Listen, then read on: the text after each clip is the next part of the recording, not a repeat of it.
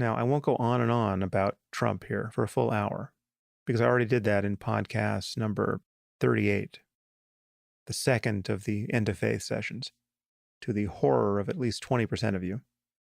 But I'll just say that those of you who are mystified that I could forgive Clinton her obvious lying and other indiscretions just don't understand what a dangerous imbecile I think Trump is. I really think he is a child in a man's body. He is a malignantly selfish, ignorant, and petty person, and a tyrant in the making, insofar as our system could accommodate a tyrant. As I said on that other podcast, if you're supporting the guy because he'll, quote, shake things up, I think you're just playing a game of chicken with human history, and there's no one in the other car. It is absolutely astonishing to me that this guy is a candidate for the presidency. Now, obviously, those of you who support Trump must think that I've been misled about him, but I don't think that's true. I believe that I see through the media spin against him. I see that he's been occasionally treated unfairly. He's also been treated far too fairly and graded on a curve for almost everything of substance. I mean, you saw Gary Johnson, the libertarian candidate, get destroyed in the press for not knowing what Aleppo was. Trump commits gaffes like that all the time, and people just move on. And his gaffes are much worse. His gaffes are policy prescriptions that he pretends to have thought through and that would be disastrous if implemented. Like at the presidential forum the other day with Matt Lauer, where he was asked about the war in Iraq. I'm going to actually read some of this. He was asked about the war in Iraq. And he said, I've always said we should have just taken their oil. When asked how he would do this, he said, and this is a quote, well, you just would leave a certain group behind, and you would take various sections where they have the oil. People don't know this about Iraq, but they have among the largest oil reserves in the world. You know, it used to be to the victor go the spoils.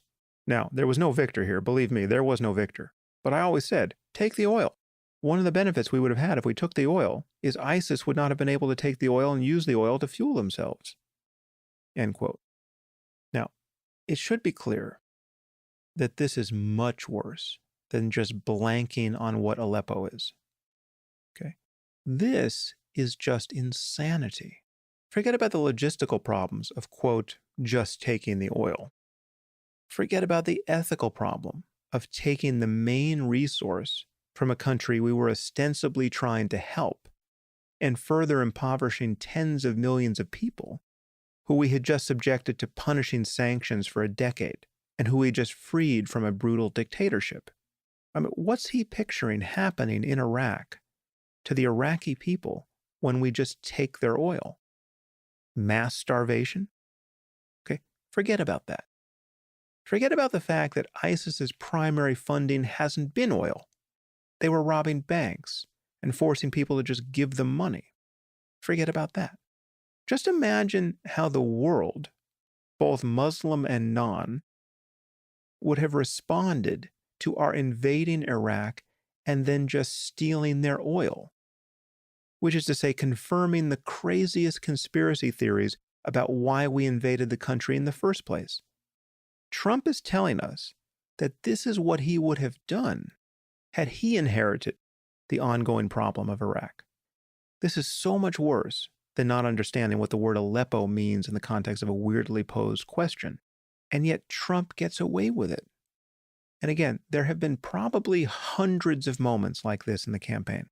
Okay, in any case, I've bracketed all the charges against him that seem spurious. And I've acknowledged that his plain talk about radical Islam is preferable to the sanctimonious lies we get out of the Democrats. And if you want to read what I think Hillary could and should say about Islam and the war on terror, that article's on my blog.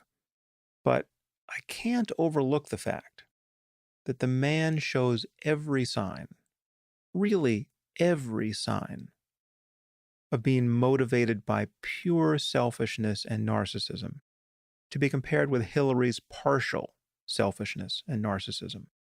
And he strikes me as completely rudderless intellectually. You want to understand how I see Trump? Blow up a balloon without tying off the end and hold it up high and then release it, and then watch it fly chaotically around the room. That's Trump's mind. In my view, that's what we'd be doing with the country if we put him in charge. Just hitching our future to a totally chaotic system. If that's your view of shaking things up, you're a nihilist.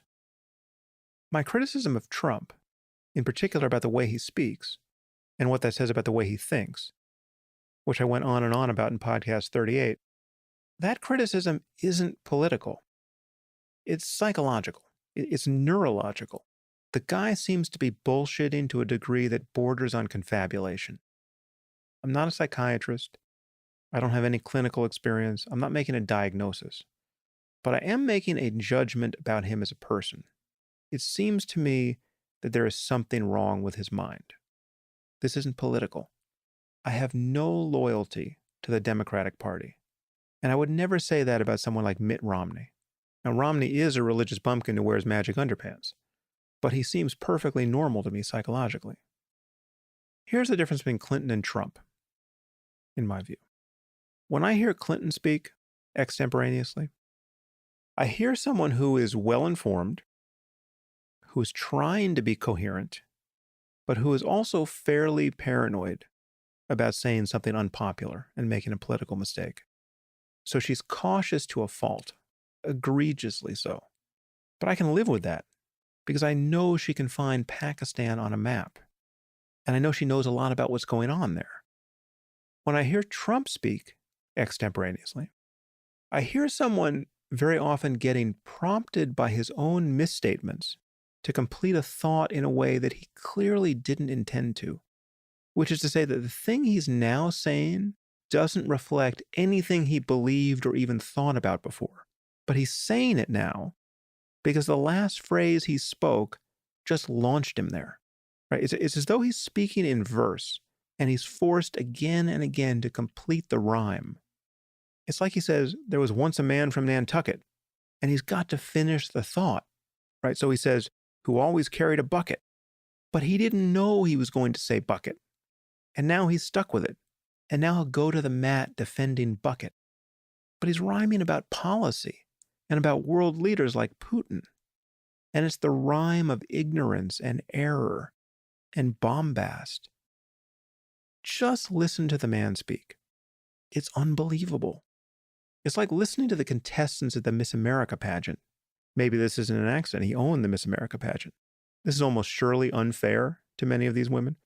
I don't actually watch the Miss America pageant, but there have been a few viral videos that have come out of there when some of these women have been asked things like, how will you spread world peace, right? And it's just this agonizing tightrope walk. And again, the magical thing about Trump is that he has said so many strange and incoherent and dangerously crazy things that people are inured to it. Almost no one ever comments on how shockingly empty of content, which is to say empty of thought, his speech is. Imagine how you'd feel about me if I spoke like him. Let's say I was having a debate about Islam, and when challenged about my views, imagine if I said something like this, right? I obviously can't do his voice, but this is his pattern of speech. How do I know about Islam? Well, it's a religion. It's a big religion. Billions of people. I don't know how many billions, but there are billions. Many, many people. Some good, some not so good. I've been to many mosques. They're beautiful buildings. So there's beauty there, and I understand that. I haven't denied it. But what I also know is a lot of violent people. I mean, they're telling us they hate us. They're saying it. I've heard them say it. We all have. They scream it from the mosques. They scream it. So what can you do? They scream it. You might think that's a caricature, but there are many examples of Trump speaking like that on issues of civilizational importance. This is a mind with no apparent purchase on the world. When he speaks, he's just creating an atmosphere, and it's the atmosphere of false confidence. The prospect that this man could be president is just terrifying. But then I get questions like this. Why is it logical to support a morally corrupt and criminal individual when you could choose to support none of the candidates? Okay, because the prospect of a Clinton presidency even granting all of the slander about her, and some of it is just slander, isn't terrifying. It may be depressing. It isn't terrifying. Another question.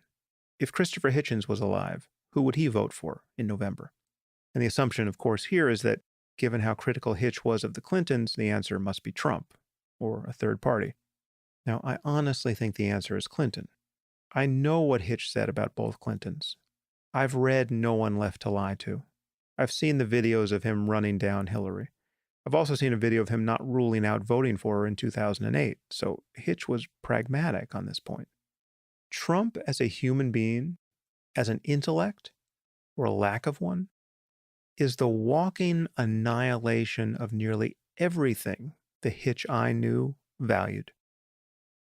I honestly cannot imagine him voting for Trump, this man who seems to have never read a book and who speaks at the level of a fourth grader, and then mostly about himself. And even then, most of what he says is a lie. So given the choice, I can easily imagine Hitch holding his nose and voting for Clinton, as I will. And again, you can put almost anything on the scale you've got as reasons to dislike her. If you think any of those things should tip the balance, you don't get how I view Trump. I mean, take, for instance, the concerns over Hillary's health. So just today, there was an episode that looks like the most serious and legitimate cause for concern. She had to leave a 9/11 memorial under the power of her bodyguards and was seen kind of fainting and stumbling as she was put into a van. Then it was revealed that she has a case of pneumonia and is on antibiotics. But yeah, the sight of her kind of losing consciousness and not having full neurological control is fairly alarming. Who knows what her actual health is? She hasn't released her records fully. She's released more than Trump, but still. So is there something to worry about there? Well, again, no, not given who Trump is. I mean, I would vote for Hillary if she were on life support. I would vote for her if I knew she would die in office the first week. Okay, President Tim Kaine is far preferable to President Trump. So there really is nothing. I'll tell you how bad I think this is. If you gave me a choice to randomly pick an American citizen or take Trump, I would roll the dice with random citizen. I mean, you realize how bad that could turn out? You realize how many people in this country shouldn't be president? I would go for door number 2, okay? Because at a minimum, I would expect a randomly chosen, unqualified citizen to be so terrified and awed by the responsibility being thrust upon his or her shoulders that they would be desperate to defer to real experts. Trump has the opposite attitude. His lack of qualification is married to an egocentrism the likes of which we have never seen. So no, the health issue is a non-issue for me. As long as she doesn't show up at a rally and kill and eat a baby, she's got my vote. I mean, you might disagree with me about Trump. That's a reasonable thing to debate. You can think I'm wrong about him. But given my impression of him, and again, I believe I have corrected for the liberal spin and the political correctness and all the rest, there is nothing that has come out about Hillary that moves the balance even slightly. Okay, and that includes everything Hitch wrote and said about the Clintons, some of which is truly awful. And I believe Hitch would feel the same. Of course, I don't know that for sure, but you asked, and that's what I honestly believe. Anyway, that was much more about Trump than anyone wanted, but I think it really is important. I don't want there to be any doubt that I put my shoulder to the wheel on this one. These moments in life don't come along very often. A President Trump, I believe, would be a blunder that history would be very slow to forgive us for.